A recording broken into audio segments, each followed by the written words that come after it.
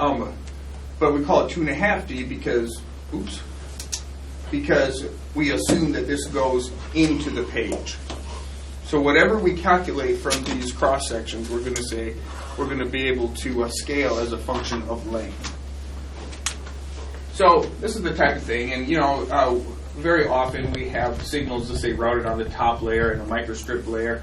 Then we have vias, etc., that basically route the signal down into, let's say, the middle plane, and you route it on a strip line for a while. Say we have to route underneath a chip or something like that. But generally, these are the types of transmission lines that we look at and we use. The FR, or the dielectric material, which is the insulating material between these pieces of metal. So we have our traces here, and then we have a reference plane underneath, right? We use FR4. Basically, it's the same thing that you make canoes out of. In fact, I made a canoe a couple of years ago. It was kind of funny. I ordered the parts. I had to order some epoxy and some fiberglass, cloth online. It was exactly the same stuff we make our printed circuit boards out of. I thought that was kind of funny. It was even called e-glass, which I thought was amusing. They also make Kevlar, right? That's similar to FR4. Well, Kevlar, is it's interwoven like this, and we'll get into what these things actually look like, but later on, and how it affects signal integrity. But basically, the way they make these boards is you have layers of fiberglass cloth. It kind of looks like burlap, and they essentially dip it in glue and smush them together with copper planes on either side of them.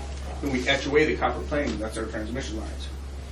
We'll have a whole class on how that affects signal integrity. Not necessarily how to build it, but I want you to at least know what it looks like, right? If you look at other common transmission lines, actually all common transmission lines, we have different names for them. A balanced micro or strip line, it's where my signal trace is in the middle, and then I have a reference plane on either side, and it's balanced so the distance is equal. What we call an asymmetrical strip line, or some people call this a dual strip line as well, even though it doesn't have to be dual, simply because if I have a thick dielectric section right here in my printed circuit board, I could route another transmission line up here. So we call that asymmetrical. We have typical microstrip line. We have a buried microstrip line. We have coaxial. There's also other things like this, which is a coplanar. All right, so this is kind of what they look like. And again, every single one of these is being extended into the paper. Basically, anything where I have two pieces of metal that I could use to guide an electromagnetic field, we could call that or treat it as some sort of transmission line. Maybe it's not a very good one, but we can still treat it that way. So before we get going here, as I mentioned in the first class, is I'm going to have a strong emphasis on wave theory. Now, I'm not going to make you go through and do a whole bunch of math. I actually, in the class, I try hard to stay away from that so I can teach the concepts. If you want to know the math, it's in this book. It's in many other books. It's available. But as engineers, the most important thing that we have is our engineering judgment, which means that we have to understand the concept.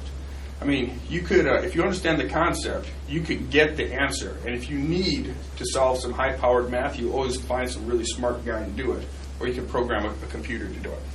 So the concept is the most important part. So the first thing I want to do is I want to talk about how electromagnetic waves propagate. And the reason is like I said before, what a transmission line does is it guides an electromagnetic wave. And the electromagnetic wave is what carries the data. All right, it's not voltages and currents. That's just a simplification of what the EM waves do. All right, so if you look at Maxwell's equations, how many people in here are familiar, at least, with Maxwell's equations? Pretty much everybody? Is anybody not familiar with Maxwell's equations? All right, cool. That's good. So if you take Faraday's law, basically Faraday's law says, it's one of Maxwell's equations, it basically says a time-varying magnetic field will produce an electric field. Ampere's law says a time-varying electric field will produce a magnetic field. And this kind of goes on to the question you asked the other day. why do we only care about the transient portion of our waves, right? Well, in order, let's say if I'm in free space and I want to send a radio signal, all I have to do is create an electric or a magnetic wave or a magnetic field, and it's going to propagate by itself. It'll be self-propagating. And it's because of these two equations here. So for instance, if I have a loop and I accelerate a current around that loop, I'm going to create an electric or a magnetic field. Talked about the flux, right? The magnetic flux. We're going to create a magnetic field. That in turn, that magnetic field, because it's changing with respect to time, see the dB dt and the dE dt for Faraday's law and Ampere's law? Because it's changing with respect to time, the magnetic field is going to create an electric field. In turn, the electric field is going to create a magnetic field, and it keeps on going on and so forth, and you have a self-propagating electromagnetic wave. So in free space, this is how a wave will travel. Now, if you're not in free space, if you're in some medium like the atmosphere or like FR4, right, it still works the same way. Just there's other things that come into effect. For example, we have losses, the dielectric, and we're going to spend a whole bunch of time learning how to model losses in a dielectric. There's losses in the conductor. There's different things like that. If I do a little bit of math, and essentially I combine these two equations, I get what we call the wave equation. This wave equation describes how these waves travel. And that wave equation right there really is the fundamental basis of most of signal integrity. And we'll talk about that. Luckily, we get to simplify it very much so and put it in terms of circuits. And it makes it so it's easy to think about. But that's really where the wave equation comes from, which is the basis of almost everything we're going to be talking about. So I guess the key to applying it to signal integrity is that in a free space, it would just propagate in all directions, right? But we're trying to guide our energy not to bleed on to other things. So we're careful about how we structure things and try to keep it fairly contained. Exactly, which is what a transmission line does. Exactly. So any questions? All right, let's continue. Can you back to the previous page? So I think at the bottom you have a statement, an electrical field will introduce a magnetic field, which is not correct, which also introduce an electrical field again, is not correct. You actually, on the equations, you have a time-varying magnetic field will produce an electrical field. You're right, it has to be time-varying, you're right. A changing but electric field. But the first is, when you have a time-varying magnetic field will introduce an electric field, the electric field could be a constant. Okay, so if you just take these two at face value, all right, so I have a time-varying electric field, which is dB dt. That, according to Faraday's law, that's going to give me an E field. Yes. And if I do not have an E field at time t equals 0, and at time t equals t plus 1, whatever that unit is, I do have an E field. That means there was a time variance in the ddt, a change in the electric field versus time over that period. And so therefore, I have a dE dt in Ampere's law, which is going to in turn produce a magnetic field. But the change, if it's a constant, you get the constant value on the right-hand side of the equation. They can't be constant. But by itself, what do you mean constant? It means it keeps growing at the same speed forever? That's inherently impossible. I mean, it can't be constant because at time t equals 0, it doesn't exist, and at time t equals 1, it does exist.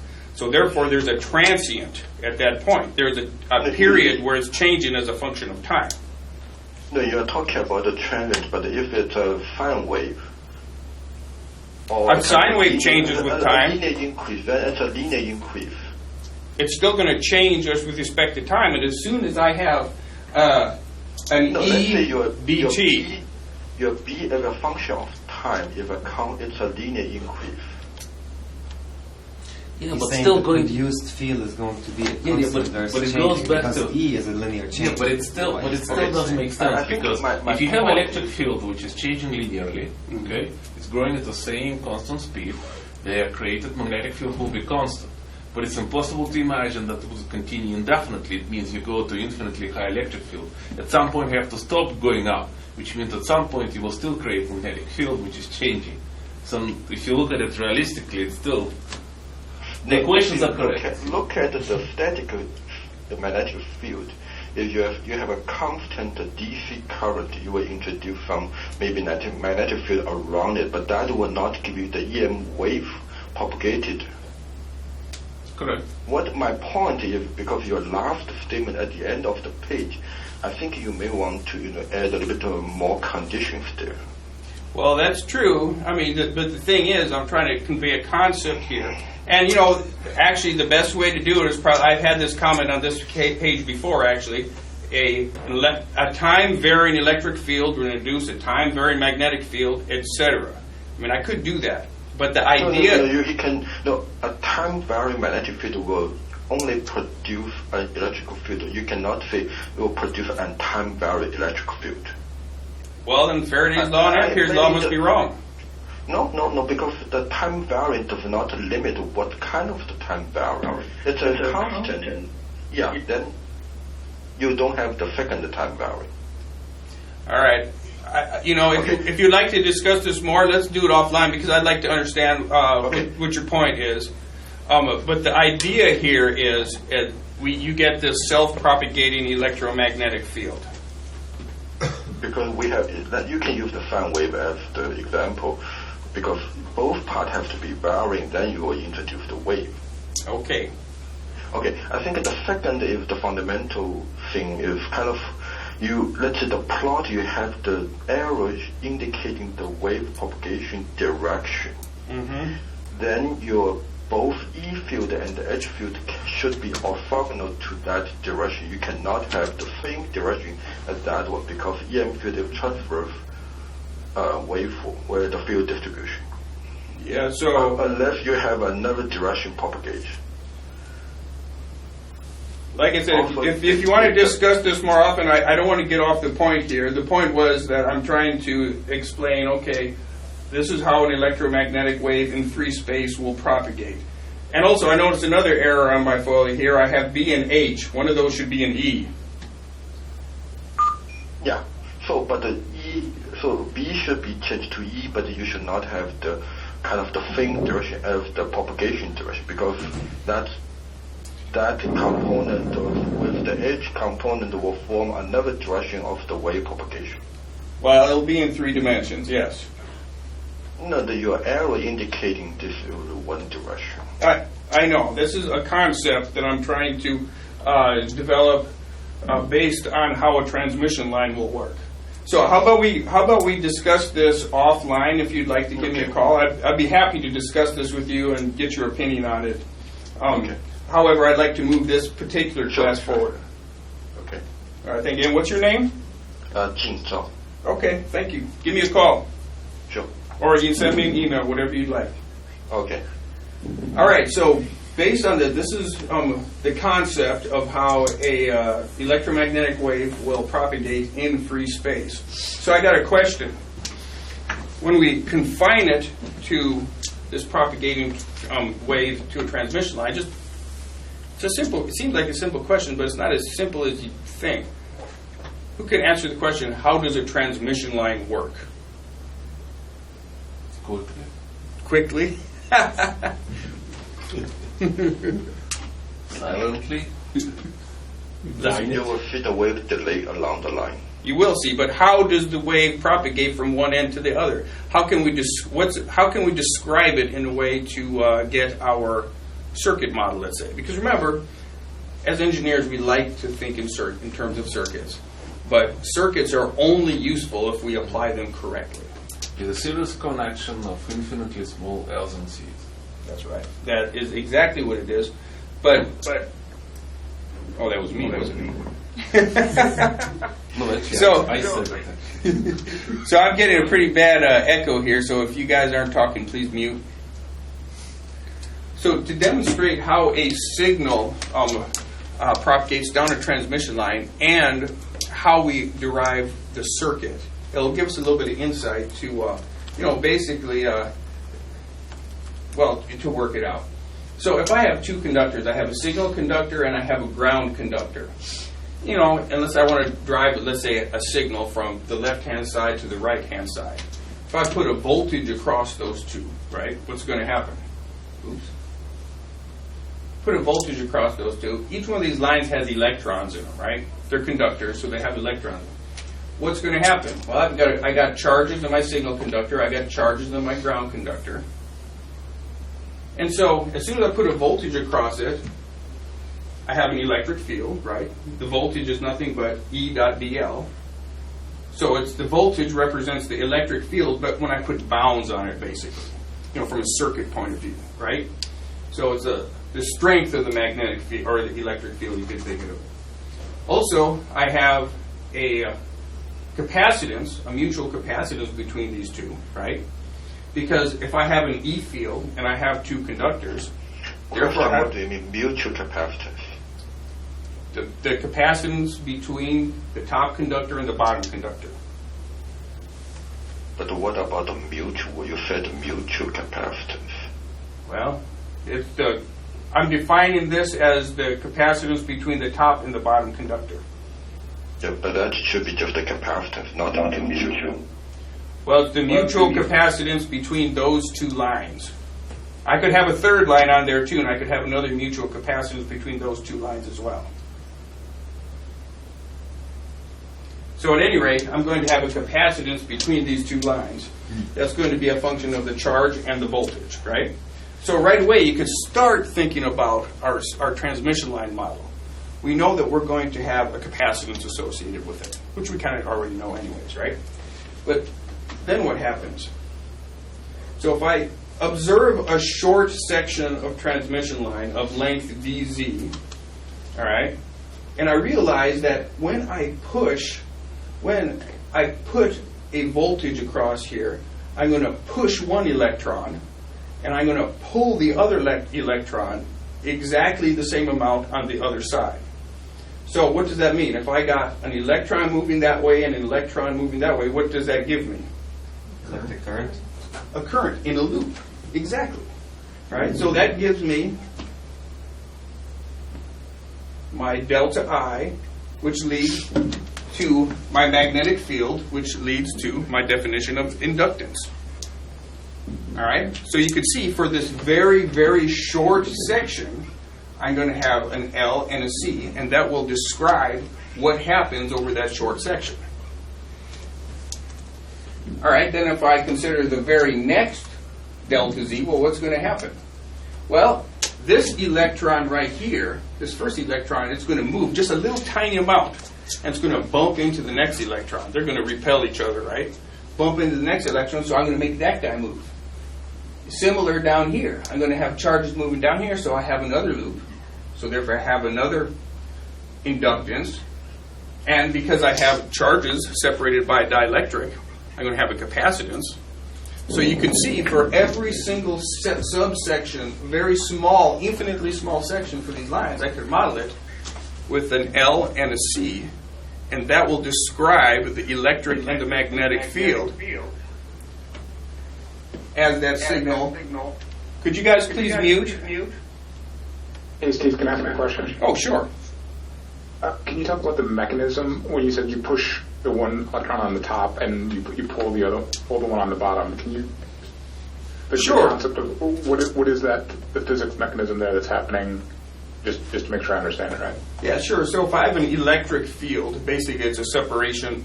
It's a separation of charges, right? So if I have two charges next to each other, let's say that are of equal charge, they're going to repel each other, and that's my electric field. If they're opposite charges, they're going to repel each other. So if I have a bunch of electrons, let's say, or you could think about this as a capacitance. If I have a charge, a voltage across a capacitor, I'm going to have negative charges accumulating at one plate and positive charges accumulating at the other plate. So basically, the electric field is going to cause the electrons to accelerate, or to at least, if they can't accelerate because they're bound, at least to move and accumulate. So in other words, if I have an electric field, it's got a plus and negative side of it. The plus side is going to pull an electron, and the negative side is going to push an electron. Does that make sense? Yeah, thanks. It's kind of like a magnet, but with electric fields. I have another question. So I see them moving in opposite directions on top, but then you just close the box and said it's a loop. How do you make that assumption that Because if this guy's moving in that direction and this guy's moving in that direction, the net cancels at this point. So you could treat it like a bunch of small loops. You could treat it like a bunch of small current loops. So there's two things that are important to understand here. Is number one, so the L and C represent the electric and the magnetic field over the period of time as the signal is traveling over these little subsections. So you got that L and a C, and what the L and C represent is the propagating electric field. It's the C represents the electric field, and the L represents the magnetic field as it propagates. The other thing is when you put a signal from the left to the right, what happens to the electrons? What is actually carrying the information? Is it the electrons or is it the fields? The fields. The electrons are moving, right? But they're moving very slowly. Exactly. So a common misconception is that when I'm sending a signal on a transmission line from point A to point B, it's the electrons that are moving and carry the signal. And the reason why we think of in terms of like current and voltages, right? And we think in terms of like, current is charge moving, right? In this case, we do have charge moving, but it's moving over very, very small distances. So you can kind of think as the signal, if you want to think of it in terms of current, it's like a propagating current density wave that's propagating from left to right. It's very similar to like waves in the ocean. When you see waves in the ocean, the water molecules are just moving just a little bit. You got water molecules that are bumping into other water molecules that are bumping into other water molecules, and that's why you have very fast waves on the ocean that are faster than you could accelerate, if you had to move that amount of mass of water. Yeah, but it's still I think it's inaccurate because the way you push the electron, let's say one electron you pushes the second one. Still the speed of propagation is still the speed of electron. And electron goes much slower than the speed of light. So your field goes first, and then the electrons start bumping each other. Well, the thing is this is Right. this is equivalent to the current propagating or the fields propagating when you think about it this way, because you are right. The electrons move about 1/10,000th of the speed of light. Right. All right, but since each electron is just moving just a tiny amount, But it still moves at the speed of which is 1/10,000. Exactly. So the field doesn't go through electron; it goes on its own before electrons even started moving. Well, what about water molecules? It's exactly the same as water molecules, right? The same equations apply. I have a water molecule that bumps into another molecule, and on that little tiny movement of energy transferring from one to the other, Yeah, but the speed- infinitesimally yeah, small. But the speed, you have one electron hitting another, so you hit it, then it moves, hits the other one, then hits Exactly. another one. But the speed, it's still the speed of electron moving. You're moving much faster than that, 10,000 faster than that. So it's not electron that is kicking the electron that makes it. It must be speed much faster than that. Well, that means that when the signal gets to the far end of the line, you'd have zero current density. Yeah, but you have And then the E- current density would catch up a few seconds later. Yeah, but as you said, it's E and H. So the electron haven't started moving yet. You already E and H already coming to the end of it, right? Yeah, it So is it's E and pure H. electromagnetic wave. But- It has nothing to do with electrons. But it- at the first moment, at least. But as the wave moves along the transmission line, you still get these small movements in the electrons, right? Which causes current densities, which causes our current loops.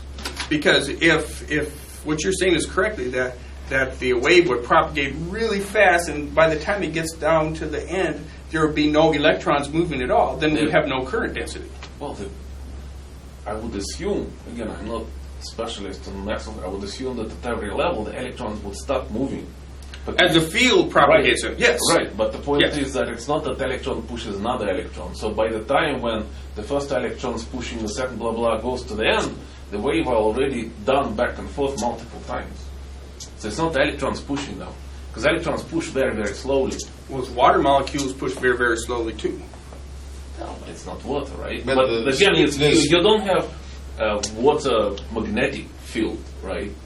Water behaves very similar, actually, believe it or not, and that's why we get waves that could travel like a couple hundred miles per hour in water.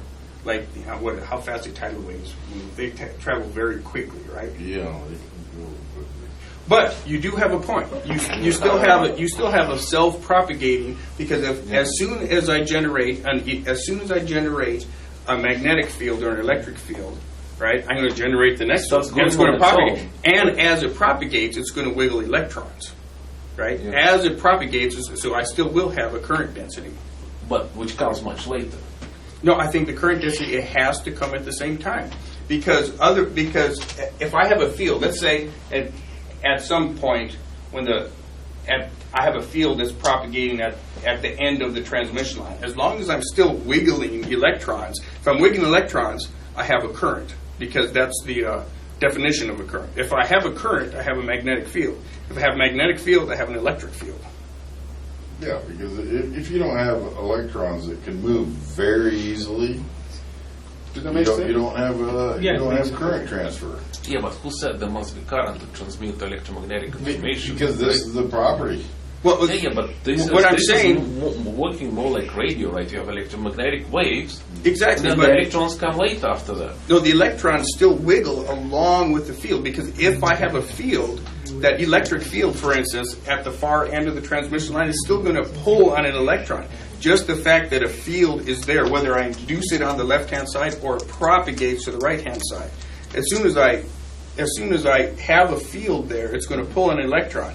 If it pulls an electron, I have a current. But how about we put it differently? How about a magnetic wave is something which is running very fast, like a fast runner, and then there are very slow runners sitting there. And when he's running, he kicks everyone in the butt and keeps running forward, right? It's not like the guys stand up and start kicking each other. It's the fast runner that runs and kicks everyone on his way. So That's not the same as electron kicking another electron. So, what you said is correct, and I'm sorry if I cause a confusion here. I mean, this is how it gets started. It kicks off, but that's how the electromagnetic wave gets started, and that's how we relate the current to How the about circuit. we try to explain in this way? So once you put a voltage between upper conductor and the lower conductor, you set up an electrical field between the top conductor and the lower conductor. Then there's a changing field causing a magnetic field next to it. Then the magnetic field, because the boundary condition will introduce the current on the conductor. Then you will see the current started to propagate along the line. So once you have another magnetic field changing, then you will introduce the next E field along the line. Then we set another voltage, the voltage or the E field between the lines. Kind of, this one introduce another one, then propagate along the line. So regarding the propagation speed, I think we are kind of mixed. One is the phase speed, one is the group speed. One is kind of the artificial propagation speed, one is the real energy propagation speed. So on the transmission line. Well, That's my comment. But So- the energy propagation is still speed of light. yeah, it's going to be the speed of light. It's going to be the No, speed of light. it probably is the wave propagation. I mean, Well, it's going to be the speed of light in the medium. So if, let's say this is the world has a permittivity of 1, it's going to be the speed of light in a vacuum. If the world has a permittivity of 4, it's going to be the speed of light in that permittivity, right? But at any rate, you have this, and by the way, the reason why I go to this trouble to explain how the electrons move is because later on we're going to talk about this concept when we're explaining skin depth. So, can we think about it this way? The wave cannot be transmitted, cannot move along the transmission line unless it's charging every single infinitesimal capacitor along its way. Exactly. By doing that, it's creating current density at the same time when it's charging. So, unless it charges, it doesn't move. It charges, it creates current density, and so on. Is that accurate? Yeah, actually, that's very accurate. In fact, that's the good way to think about how the circuit model works. And actually, I have that example coming up next. Basically, it's a runner that runs and kicks everybody to go forward, right?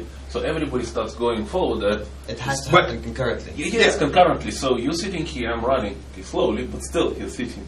So I kick your chair, then I kick your chair, I kick your chair, and then you start moving. But I run very quickly, much faster than you move. It's the boundary condition. It's the boundary condition applied here. I mean, if once you want to use the electron propagation, it's kind of an easy way to explain. But if you want to use the wave propagation theory to explain it, it's purely based on the boundary condition.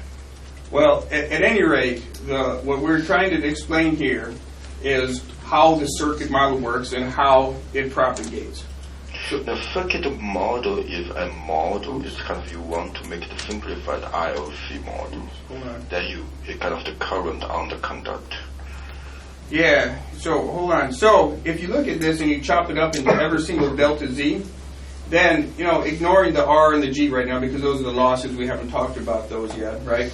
So this little current loop that's induced from charges moving in the top and the bottom gives me a magnetic field, which I model as an inductor.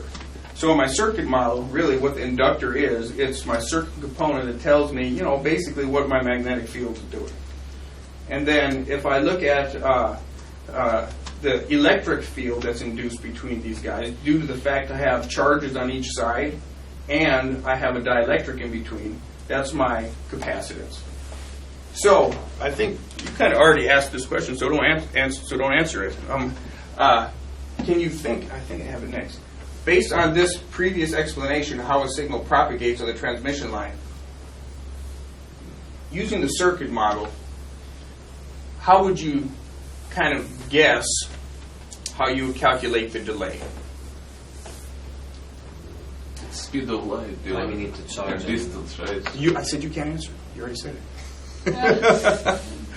It's distance divided by speed of light, right? But let's look at the circuit model. How does the circuit model work? How did the circuit model capture that? Now, the reason I'm saying this is because we model everything with circuits, right? And so it's very important that we understand how to use it. When you have a field simulator, it's going to give you an inductance per meter and a capacitance per meter and stuff like that. And that tells you what your electromagnetic field is for the entire length of the line. But we can't just model it as one big L and C, right? Because that's not going to behave correctly. We model it to chop it up, just like you had said the other day. We chop it up into a bunch of small pieces. And the reason why we do it is because of this propagating current density wave type, that's kind of how we think about it, right? This propagating current density wave. So with the circuit model, how would you think about the signal propagating and what would contribute to the delay? The ratio of the inductive to the capacitive elements. Well, that's the impedance, right? In the product, it will be the product and voltage. I mean, it's a time constant basically of this thing. Right? Exactly. So in other words, I put a voltage on the left-hand side. I'm going to charge up my first capacitor. And then I'm going to, once that gets charged up, I'm going to charge up my second capacitor. Once that gets charged up, I'm going to charge up my next capacitor, so you get a propagating wave. And so as the permittivity goes up, that means my speed of light goes down, right? So what that means is we're going to increase those capacitances, as an example. Does that make sense? Yeah. So any questions on this so far? All right. So, okay. Reed already answered the question that the impedance is the ratio of the voltage to the current waves. So basically, the higher permittivity, the slower it's going to the signal is going to propagate. And from the circuit model, you can just kind of see how that works. The higher the permittivity, the higher the capacitances, the higher the RC time constants are.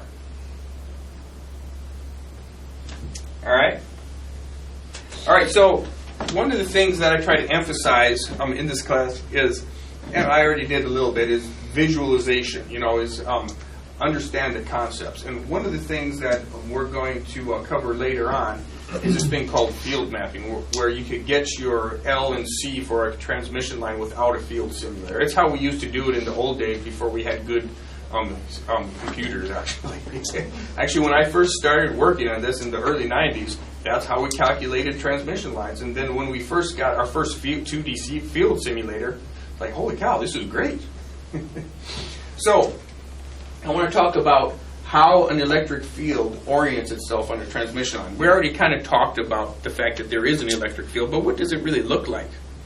So again, if I have, going back to our previous example, if I have a transmission line, I have a signal conductor and a ground conductor, I'm going to have charges on either side, right? When I have charges on either side, I'm going to have an electric field. All right, so Gauss's law says that all electric fields must originate and terminate on a charge.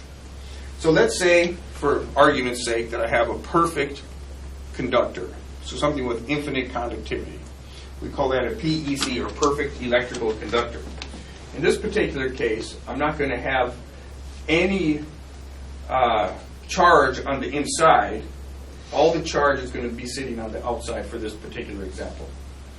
All right? So you can kind of see, if I have, let's say, a plus charge here, let me say a negative charge here, something like that, and I have, let's say, this quasi-static electric field, right? Oops. Sorry about that. You can kind of almost imagine that the shortest distance between those two charges is going to be a straight line. So they're going to orient themselves, so they're going to be perpendicular. I mean, there's really no reason, just from looking at this, why that charge would have an electric field that terminates over here. So you can say, okay, so if I have a good conductor, or say a perfect conductor in this case, all my electric fields are going to be 90 degrees to my conductor. That means if I have a charge up here, I'm going to have an electric field that kind of bends. If I have a charge up here, I'm going to have an electric field that kind of bends like this. That's if we have these equal potential surfaces that say this is plus 1 volt and this is 0 or something like that. So based on this, you can kind of imagine that the electric field is going to be kind of perpendicular to the direction of propagation if I look in the XY plane. So if I have charges right here, my signal is moving down like that. And if I look at the cross-section, I could see how the electric field is oriented. We could start to imagine that it kind of makes sense, at least for this case, that the electric field is going to stay perpendicular to the direction of propagation. Now, there's all kinds of things that break this assumption. This assumption, actually, I think I have a slide on it later. It's called the first part of TEM. And I'll explain that as we go forward. But there's all kinds of things that break this assumption in the real life. For instance, as an example, if I have electric fields that are fringing up through this air portion, let's say it's air on top and some kind of permittivity on the bottom, well, we know that the speed of light is faster in air than it is, let's say, in the board, which is with a higher permittivity. It's got a higher capacitance, you could think of it, right? So that means that the fields on top are going to try to propagate faster than the fields on the bottom, etc. So it's not quite true. The other thing is once I have something other than a perfect conductor here, the fact that we have losses actually breaks this assumption too. But the good thing is we're engineers or we're not physicists, so therefore we could lie, right? In other words, I heard one guy say once that engineering is the art of approximation, which I think is a perfectly good example, right? We approximate the laws of physics. And so this approximation of the E field being perpendicular and contained just on the XY plane turns out to be a really, really, really good approximation up until very high frequencies. Either that or very large dimensions. At least for our dimensions, it's a very good approximation. Any questions on here? Quick question, and maybe it's a stupid question. If you take, let's say, you put a voltage on this wire, let's say, with the resistance, etc., etc. But if you look at any piece of wire, at any place, its charge itself, like the abundance of electrons, for example, or electron, is still 0, right? Well, if you charge it up to be like 1 volt, I mean, what do you mean? But let's say, okay, I have a wire, right? Okay. So I have one piece of wire and another piece of wire. Then I have a resistance, right? Okay. So between these two wires, the voltage is 1 volt, right? That's true. But if you look at the wire itself, it's filled with electrons. Yeah, but the number of electrons in there hasn't changed. They're just moving in a direction, but the total number is still the same. So it's not like there is abundance or lack of charge. There is no abundance or lack of charge. it's still same. Just the electrons are moving all together. Or they get pulled to one side of the conductor or something like that. You can have accumulation of charges, right? Like in a capacitor. Fair enough. Fair enough. Yes. Yes. So in this particular case, we'd have an accumulation, let's say, of negative charges up here. That's actually what leads to kind of like skin depth, etc. We have an accumulation of charges down here, right? And so, but they'd be opposite in this particular case. I never thought about it this way. And we'll spend a lot of time later on looking at how that charge distributes throughout the conductor. And also, we'll spend some time talking about why, when you have a real conductor, we break this 90-degree rule. And in some cases, with very high loss, it may be significant, but we haven't seen it yet. The reason I'm saying maybe is because we're looking at some cases right now with very, very dense interconnects. We're against some strange behavior, and I'm wondering if we're starting to break this. But if I have a wire, let's say from metal, at 0 temperature, the electrons will not move from one side to another, right? So it's not like you would really have more electrons on one side or the other, unless we're talking about AC. if you're at absolute, everything here is AC, by the way. Everything is AC. Even though we're talking about this, we call it quasi-static electric field, right? It just, the reason we could say it's quasi-static is we're assuming that the wavelength of our signal is large compared to, let's say, the width of this transmission line. Correct, but if we look at this at DC, right, let's say you're already a steady state. You put the voltage in, and the current starts flowing. The current is flowing, it's DC current. There is no charge in either of the wires, right? They are both basically still have as many electrons as they had before. But in DC, correct? Yeah, I suppose that's true. Well, how are you going to charge it to begin with? But that's what it's not. But the electrons, and there is not a balance of electrons in your wire at But DC. you have to charge it to begin with. And No, because they're just moving. But The you're- point is, but it's you're- not that there are more of them. It's not semiconductor. It's just they're moving in a particular direction, and they carry a magnetic field with them because they're moving. But it doesn't mean that there are more charges on them. There's still, it's like a. But in order to apply energy, right, what you're doing is applying electrons. Yeah, you're pushing electrons from your battery, basically, in that case.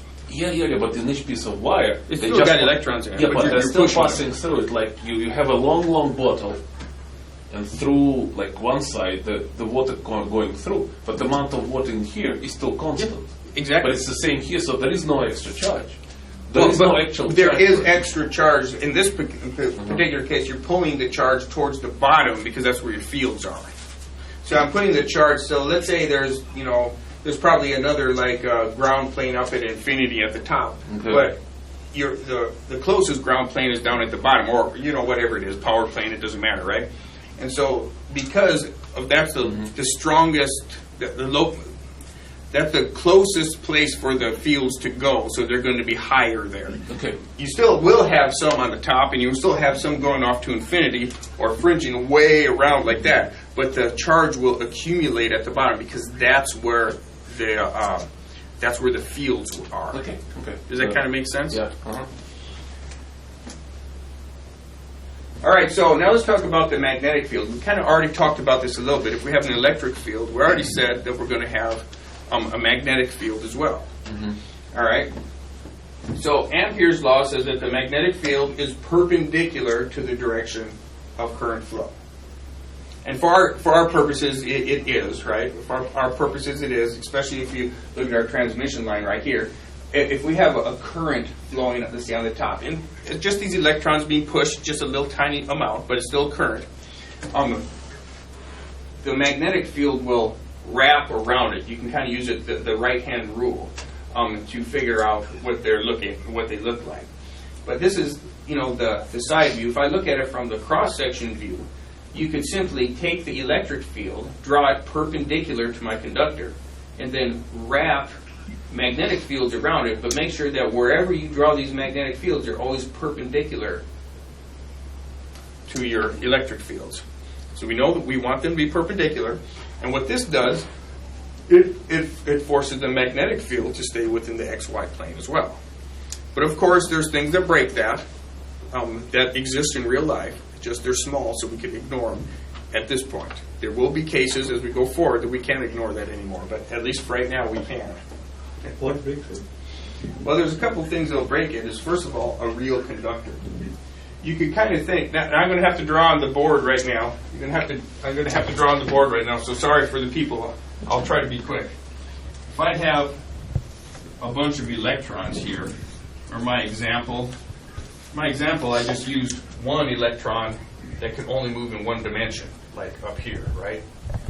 But if I put an electric field right here, in reality, I have a conductor that's filled with electrons on the top.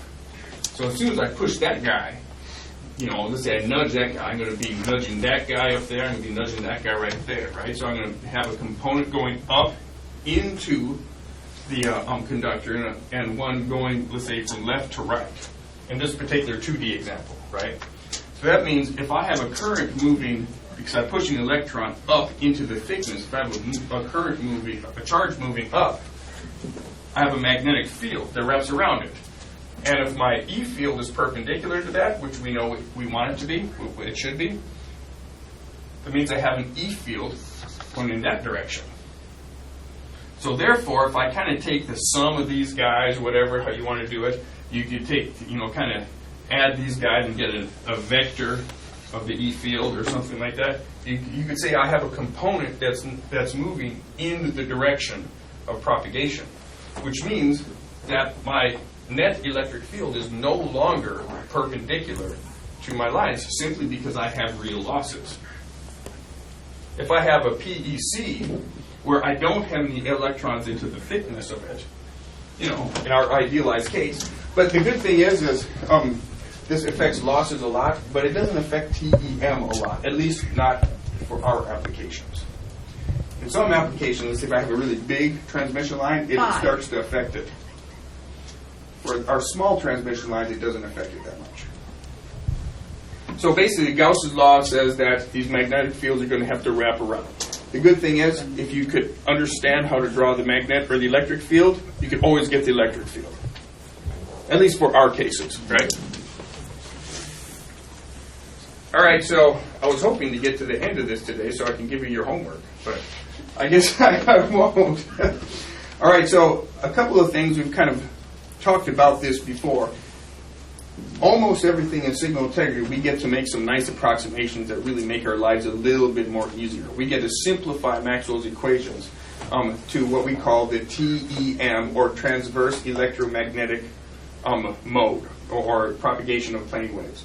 The first thing we get to do, we get to assume that we have a plane wave. So in other words, if I have a cell phone, right, I don't have a plane in free space. I don't have a plane wave because my electromagnetic energy goes out like in a sphere, right?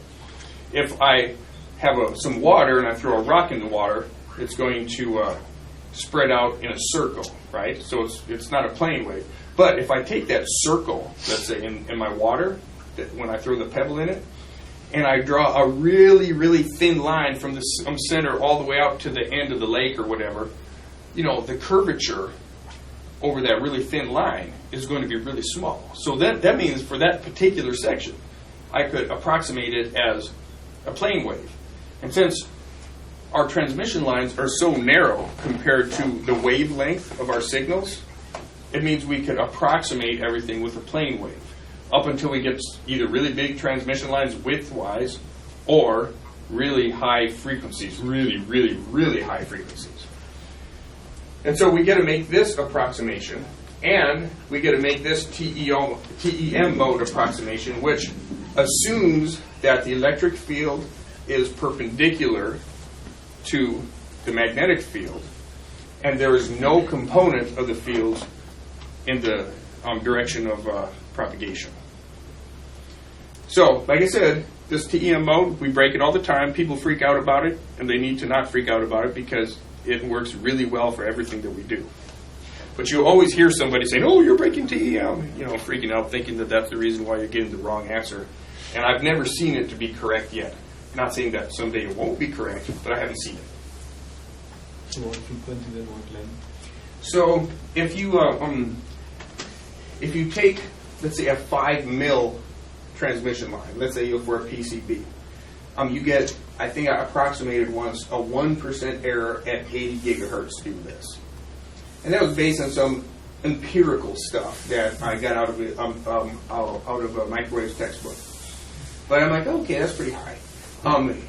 If you take that same exact transmission line and make it 10 times bigger, so instead of 5 mils, it's like 25 millimeters or something like that, a lot bigger, then you get a 1% error down at like 4 gigahertz, somewhere around there. So you can see if we have really wide transmission lines, because the wavelength of transmission line size is different, etc., this error is going to be enhanced. But for us, it works really well up to pretty high frequencies, at least for everything that we've seen so far. All right, and I think we're done.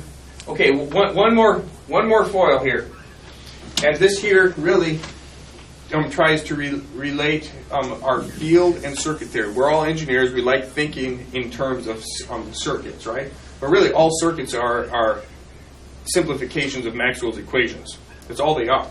So as an example, if I look here at my field quantity, Ampere's law, right, for simplified for the plane wave and for TEM, etc., right, the circuit equivalent, once I put bounds on this, is simply I equals C dV dt. We all learned that in Circuits 101. Faraday's law is simply V equals L di dt. So when we think about our models, we could use circuits, but we have to think in terms of fields. I'm going to show you some examples later on, I think during the crosstalk section, where if we just use circuit theory, we're going to get the wrong answer. But if we apply wave theory, we'll get the right answer. All right, is there any other questions? All right, so we will finish this up next time. And we're getting kicked out of the room. Thank you, everybody.